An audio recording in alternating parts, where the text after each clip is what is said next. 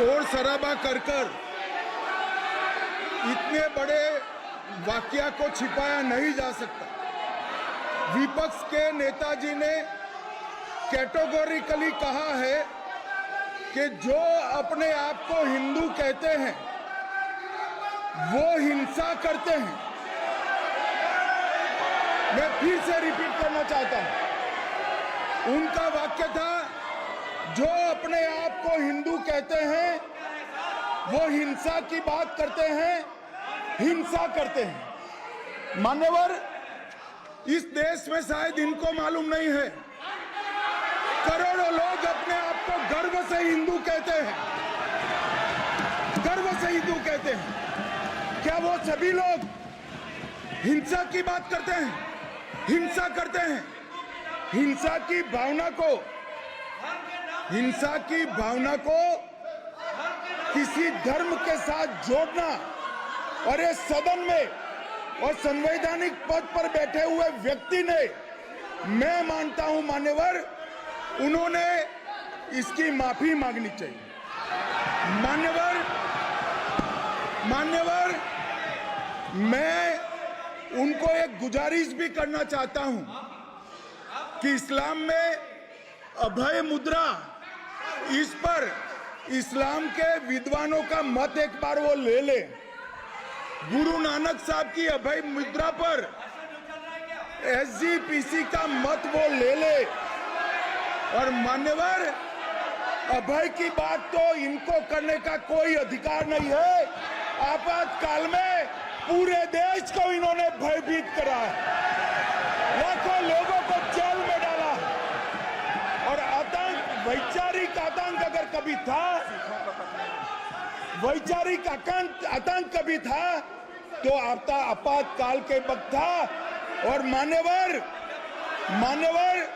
दिल्ली में दिन दहाड़े हजारों सिख भाइयों का कत्लेआम उनके शासन में हुआ।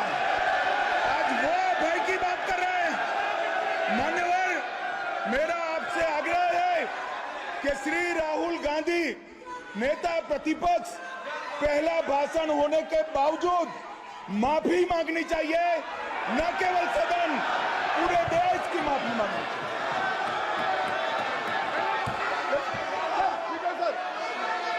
सर, प्रतिपक्ष के नेता को बोलते समय ध्यान रखना चाहिए। मैं इसको सीरियस तरीके से देखूंगा।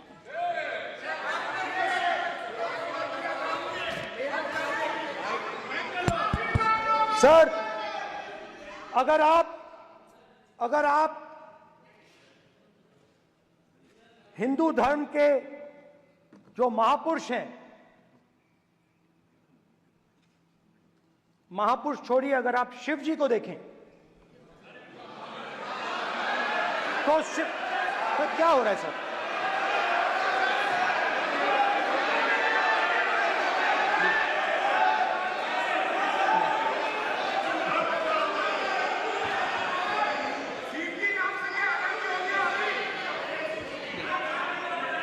अगर आप शिव जी को देखें तो उनकी इमेज से आपको पता लगता है कि हिंदू डर नहीं फैला सकता, हिंदू हिंसा नहीं फैला सकता, हिंदू नफरत नहीं फैला सकता।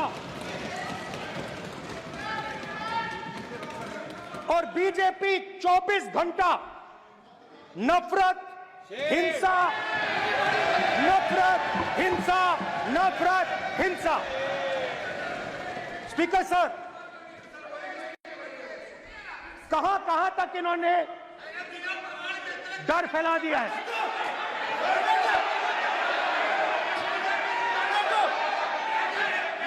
प्लीज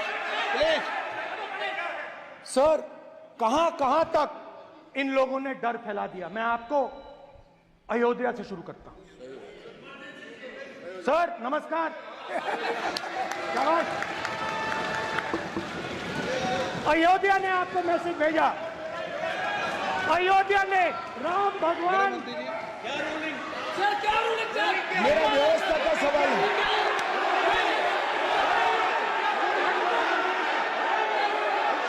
इस सदन के नियमों की पुस्तिका, इससे कुछ सदस्यों को क्या मुक्ति दे दी गई है? आपके गाइडेंस के बाद भी बार बार तस्वीर बताना, पूरे बीजेपी को हिंसा कर रही है ऐसे कहना, खड़े होकर एक दूसरे के बीच में हस्तधून करना, सारे नियम इनको लागू नहीं होते हैं। नियम मालूम नहीं है तो ट्यूशन रख ले साहब, सदन इस तरह से नहीं चल सकता है। ये सदन, मेरा आपसे आग्रह है कि ये सदन ऑर्डर में रहना चाहिए, नियमों के अनुसार रहना चाहिए। ये हम सभी सदस्यों का आपसे विनंती है। स्पीकर सर, एक मिनट प्लीज। माननीय सदस्यगण, आप ही किताब राम बताओ। भगवान की तो जन्मभूमि ये ने अपेक्षा करता हूं कि अपन बीजेपी इसके नियम प्रक्रिया चले। नो, सब चले।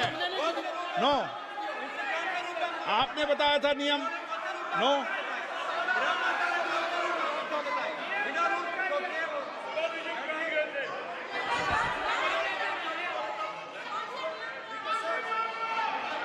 माइक दीजिए सर। हाँ सर, मेरा सवाल है सर, इस माइक का कंट्रोलर किसके हाथ में? प्लीज बैठिए, बैठिए, बैठिए। सर ये ऑफ होता है, प्लीज बीच माने में बैठिए ऑफ हो प्लीज। ये बार कई बार विषय उठ गई और बहुत गंभीर, और माननीय सदस्य, आप प्रतिपक्ष के नेता हैं, आप सदन के बाहर भी ये बात कहते हैं कि माइक बंद कर देते हैं। मैंने कई बार आग्रहपूर्वक किया कि आसन पर इस तरीके का आरोप नहीं लगाए। नो, प्लीज बात सुनिए। आसन पर सभी दल के, प्लीज, आसन पर सभी दल के लोग बैठते हैं और सभी दल के लोग सभापति तालिका पे हैं, और सब जानते हैं कि एक व्यवस्था होती है, जिस भी माननीय सदस्यों को आग्रह किया जाता है बोलने का वो बोला जाता है, और जिसको आग्रह नहीं किया जाता उसका माइक चालू नहीं होता। आप बोलने के लिए खड़े, आपका माइक कभी बंद नहीं हुआ, कभी बंद नहीं हुआ। आप अगर आसन में जो भी विराज रहे हैं वो अगर आपका नाम नहीं पुकारते हैं तब माइक चालू नहीं होता। ये व्यवस्था हमेशा इस सदन की रही है, पुराने में भी और नए में भी। कभी आसन पे व्यक्ति पर माइक का कंट्रोल नहीं होता। दूसरा, माननीय प्रतिपक्ष के आप नेता हैं और आपसे ये अपेक्षा की जाती है कि आप लोकसभा की प्रक्रिया का, संचार नियम का पालन करें, संविधान की जो व्यवस्थाएं दे रखी है उसकी पालन करें, और सदन में बोलते समय किसी भी धर्म को के ऊपर ऐसा आक्षेप नहीं करें जिससे पूरे देश के अंदर विषय पैदा हो। ये आपसे अपेक्षा की जाती है। सर, मैं बिल्कुल आपकी रिस्पेक्ट करता हूं स्पीकर सर, मगर मेरे भाषण के बीच में सच्चाई ये है कि माइक ऑफ हो जाता है। मैं क्या करूं, हो जाता है वो।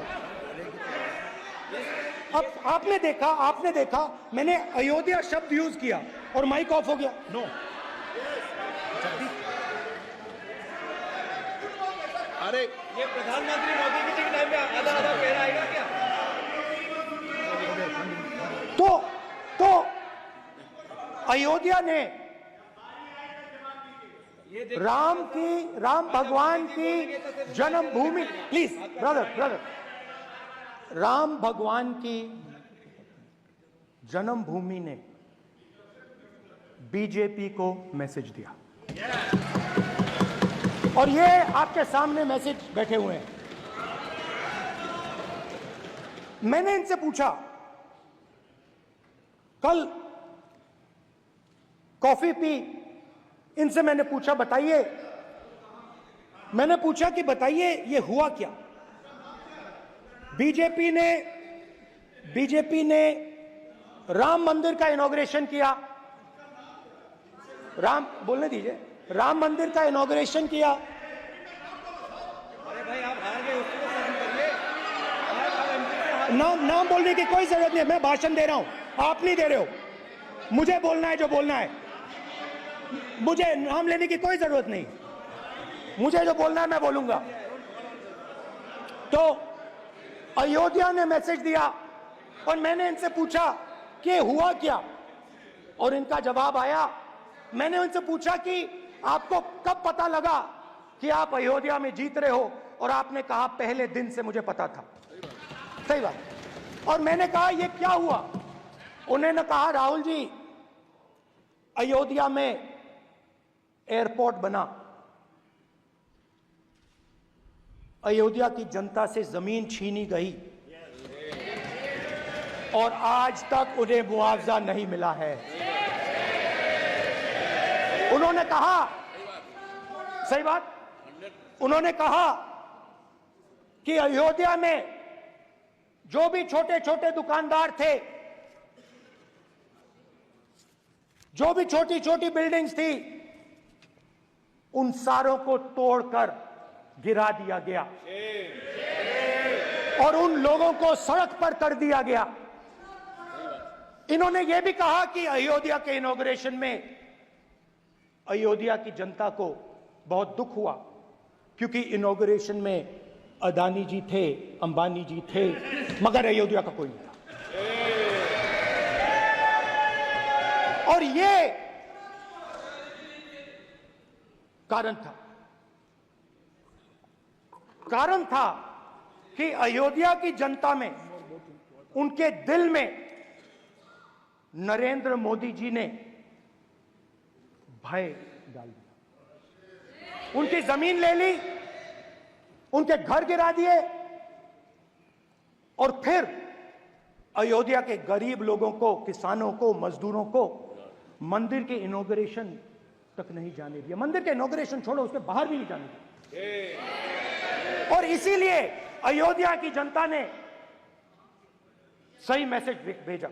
अच्छा, इन्होंने मुझे एक और बात बोली, 3 बार इन्होंने कहा कि 3 बार नरेंद्र मोदी ने टेस्ट किया, 2 बार क्या मैं अयोध्या से लड़ जाऊं? और सर्वेयर्स ने कहा अयोध्या में मत लड़ जाना, अयोध्या में मत लड़ जाना, अयोध्या की जनता हरा देगी। और इसीलिए प्रधानमंत्री वाराणसी गए और वहां बच के निकले।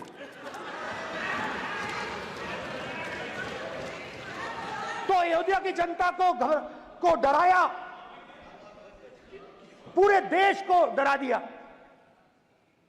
मैं आपको बताता हूं, आज सुबह में आया,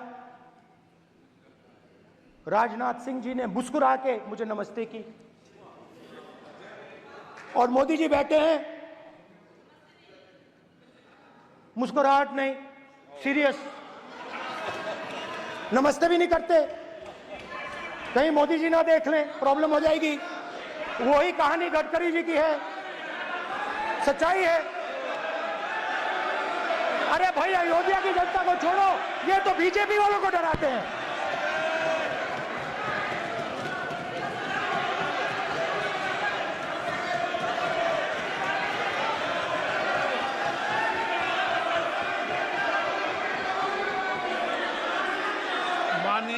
सर क्या है? माननीय प्रतिपक्ष के नेता, एक मिनट, माननीय प्रतिपक्ष के नेता, आप सदन के वरिष्ठ नेता हैं। मेरा आपसे आग्रह है कि राष्ट्रपति अभिभाषण पर डिबेट हो रही है, इसकी गरिमा, राष्ट्रपति अभिभाषण की गरिमा रखे ना। ये तो अपेक्षा आपसे सब करते हैं कि आप राष्ट्रपति अभिभाषण पे बोले, नीतियां पे बोले, कार्यक्रमों में बोले। अब व्यक्तिगत रूप से नहीं, अगर आप ये उचित मानते हैं क्या? स्पीकर सर, ये उचित है? अगर आपकी पार्टी इसको उचित मानती है तो मुझे कुछ नहीं कहना। स्पीकर सर, माननीय अध्यक्ष जी, लोकतंत्र ने और संविधान ने मुझे सिखाया है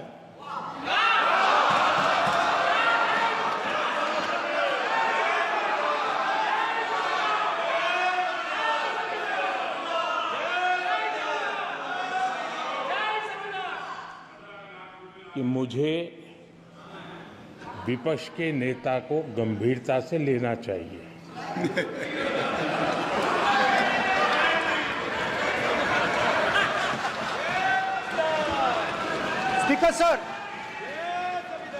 स्पीकर सर, आपने कहा कि डिबेट प्रेसिडेंट्स एड्रेस पे होनी चाहिए।